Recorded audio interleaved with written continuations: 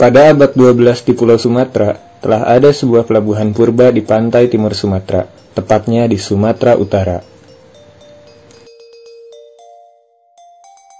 Posisi tempat pelabuhan kuno ini terletak di kota Medan, Medan Merelan berdekatan Medan Belawan yang menghadap ke Selat Malaka.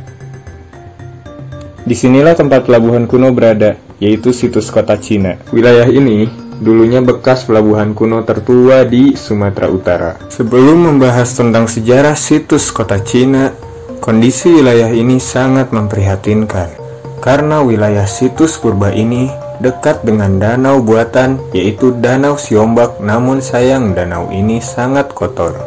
Situs kota Cina ini beralamatkan di Jalan Kota Cina, Kecamatan Medan Merelan, Kelurahan Payapasir. Jadi kan pada catatan Pak John Anderson, dialah orang pertama yang menemukan kota Cina pada tahun 1826. Nah, di catatannya ditulis bahwa situs kota Cina itu ada prasasti besar yang tidak diketahui tulisannya apa. Nah, jadi di dalam prasasti itu katanya itu ada nama kerajaannya apa, terus nama rajanya apa. Cuman belum dijumpakan, jadi kita belum tahu kerajaan dan nama raja yang ada di kota Cina. Itu saja penemuan dari Pak Edward McKinnon. Itu dari Belanda yang memberi nama kota Cina. Namun itu kan yang dilihat kota Cina, kota Cina, nggak double T dan double N kan. Nah, sekarang itu kalau abangnya di depan itu kota Cina, double T dan double N.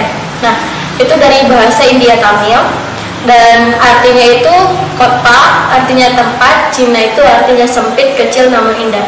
Nah, jadi filosofi dari namanya itu kawasan ini kecil, sempit, namun indah. Itu dia kalau untuk namanya.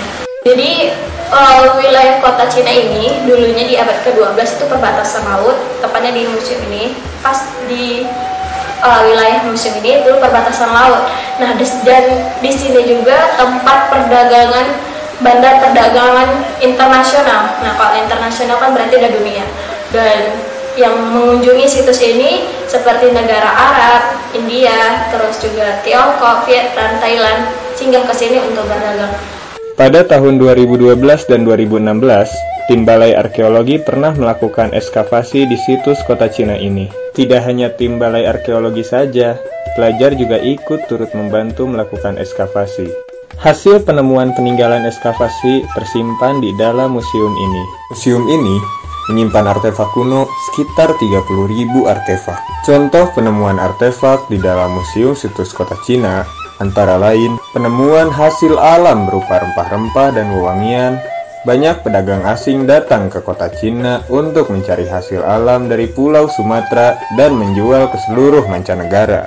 Salah satunya adalah pencarian kapur barus dan kemenyan, salah satu hasil alam yang banyak dicari oleh pedagang asing.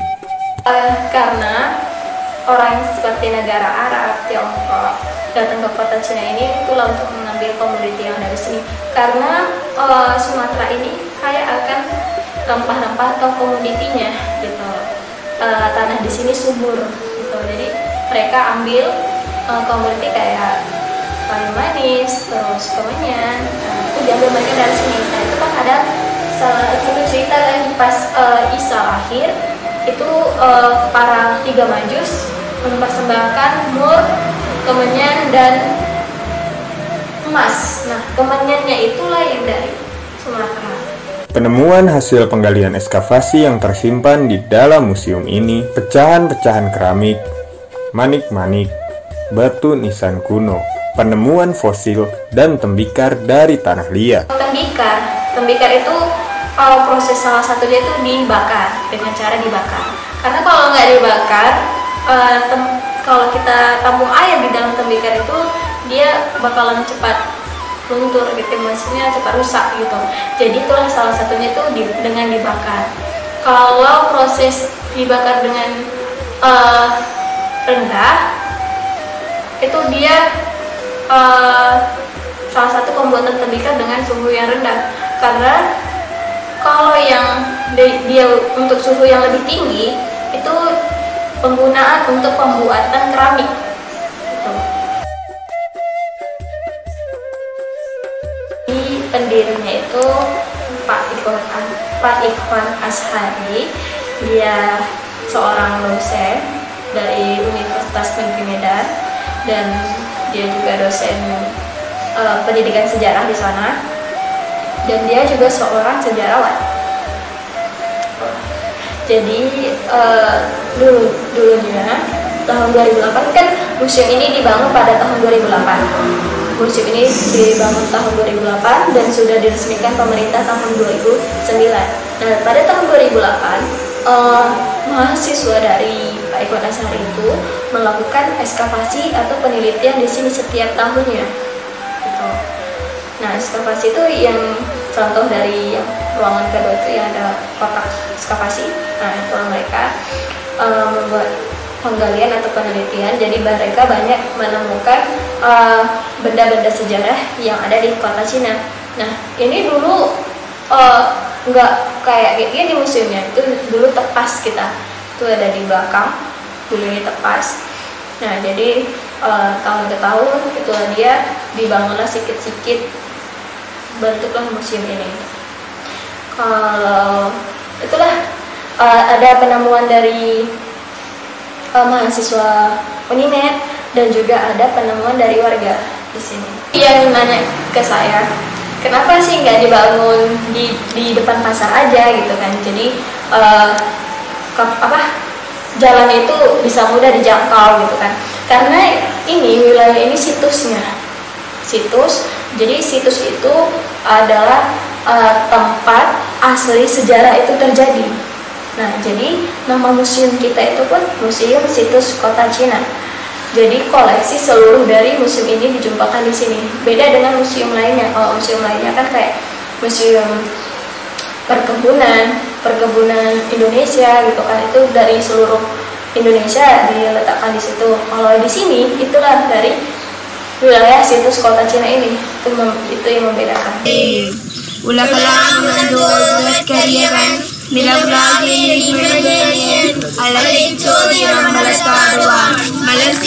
Kota Cina ini pertama didirikan oleh bangsa Tamil dari India Selatan. Bangsa India Tamil datang ke situs kota Cina melakukan ritual untuk mengenang leluhur mereka. Mulai sejarah dari situs ini itu dimulai pada abad ke-12, tepatnya 1000 tahun yang lalu. Jadi yang pertama kali yang di situs kota Cina ini itu India Tamil. Nah, jadi banyak kalau dari koleksi museum ini itu dari Indianya. Di abad ke-16, mungkin orang India di sini ada penyebaran agama. Cuman kalau untuk sekarang orang India yang ada di kawasan kota Cina ini itu nggak ada orang India di sini. Kalau orang Cina ada di sini. Itu sekitar 10 kepala keluarga ada orang Cina di sini, cuman bukan dari keturunan dari situs kota Cina yang dulu gitu. Itu mereka sebagai pendatang yang baru gitu. Bukti situs kota Cina didirikan oleh bangsa India Tamil salah satunya. Jadi pada tahun 1972 warga kota Cina menemukan arca ini. Nah, arca ini namanya Amitabha. Ini dari Buddha. Jadi ada cerita di balik ditemukan arca ini. Jadi yang menemukan arca ini itu Pak Kasibi, dia seorang warga kota Cina. Nah, jadi dia mau menggali sumur di dekat rumahnya. Nah, tiba-tiba cangkul itu nyangkut dan dia penasaran apa ini gitu kan. Jadi digali-galinya dijumpakanlah arca ini gitu. Dan malamnya itu dia dimimpikan sama ular. Ular itu 500 tahun umurnya, dan ular itu keluar dari bekas galian sumur Pak Kasidi itu. Penemuan arca Dewa Wisnu, arca Dewi Lasmi. Yang tadi kan arca dari Buddha. Nah, ini ditemukan lagi arca dari Hindunya.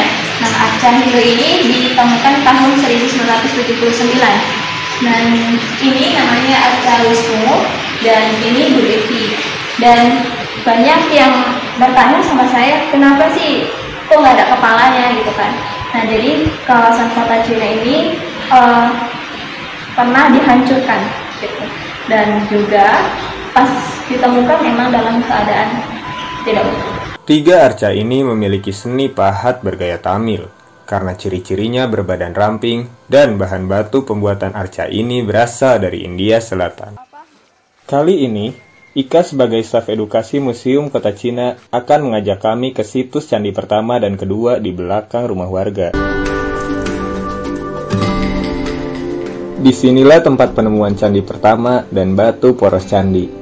Tapi sayang, situs candi pertama ini tertimbun oleh masyarakat yang tidak bertanggung jawab. Di situs candi pertama ini, adanya penemuan sebuah arca kepala Nandi dan batu poros candi. Sebelum situs ini dikubur, para arkeolog menemukan sebuah kerangka India Muslim yang terkubur dan terjepit di antara situs bangunan candi pertama ini. Namun selain candi pertama ditemukan, ada juga candi kedua yang usianya jauh lebih tua dari candi ini. Kami akan menuju ke tempat candi kedua yang kebetulan dekat dengan wilayah Tapekong. Disinilah ditemukan candi kedua yang kebetulan dekat dengan wilayah Tapekong. Konon, di situs candi kedua ini juga ditemukan tempat kegiatan industri logam purba. Sebabnya, situs ini jauh lebih tua dibanding candi pertama. Tim arkeologi telah menemukan bukti adanya kegiatan peribadatan dan kegiatan industri penambangan kuno. Salah satunya penemuan fosil tahi besi dan cepuk dari tanah liat. Zaman dahulu kota Cina terkenal dengan emasnya, dan emas tersebut diolah menjadi perhiasan siap dikirim ke mancanegara. Jadi emas itu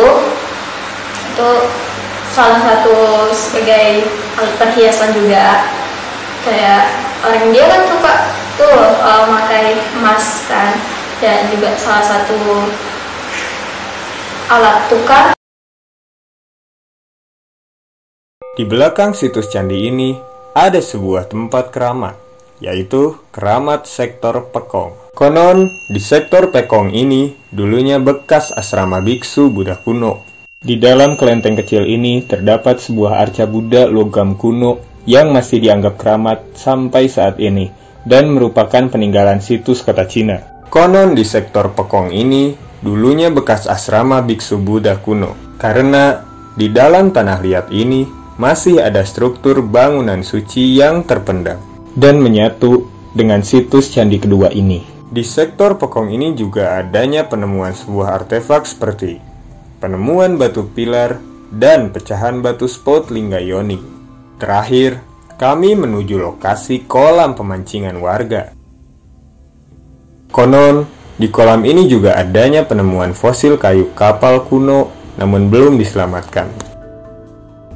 Selain itu juga ada penemuan-penemuan fosil hewan purba, seperti fosil buaya raksasa, fosil penyu, dan fosil kerang. Situs kota Cina masuk ke dalam kategori warisan budaya UNESCO. Namun, apa mitos penyebab misteri hilangnya situs kota Cina ini? Kalau untuk legenda, jadi ada sebuah legenda dari kota Cina ini itu kerang. Nah, itu kerang dulunya kerang itu menyerbu menyerbu warga kota Cina, gitu. Jadi mereka itu kena kutukan. Jadi kerang itu menyerbu warga kota Cina. Ada yang meninggal karena dimakan kerang itu, dan juga ada yang masuk ke dapur-dapur mereka, tempat alat makan mereka gitu kan. Jadi ada yang pindah juga dari wilayah ini gitu. Nah, kerangnya itu ada di sana yang di akuarium.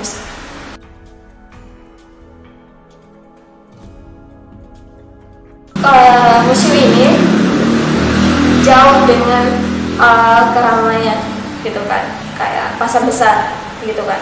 Kalau kita menuju dari pasar besar menuju sini kan agak jauh kan.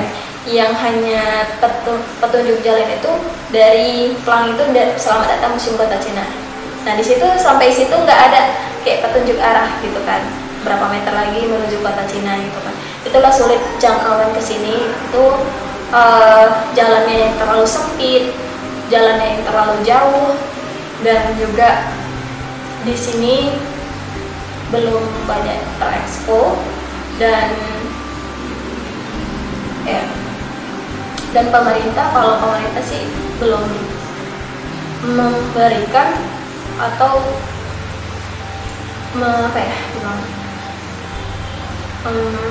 membantu gitu kan, membantu dari museum ini ngasih ke pribadinya, milik pribadi. Itulah dengan Pak Ivan Sari. Bisa digunakan sih ke Instagram dan Facebook. Jadi kegiatan-kegiatan yang ada di museum ini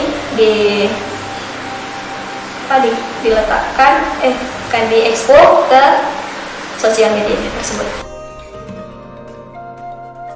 Jadi kalau untuk kayak organisasi itu seperti lembaga dari Balai Arkeologi dan juga dari Unimed, dan kami sekarang ada kerjasama dari komunitas peduli museum dan sejarah, kalau disebut itu Kopi Murah. Nah, mereka juga sekarang lagi kerjasama dengan museum ini untuk meningkatkan atau melestarikan dari museum ini.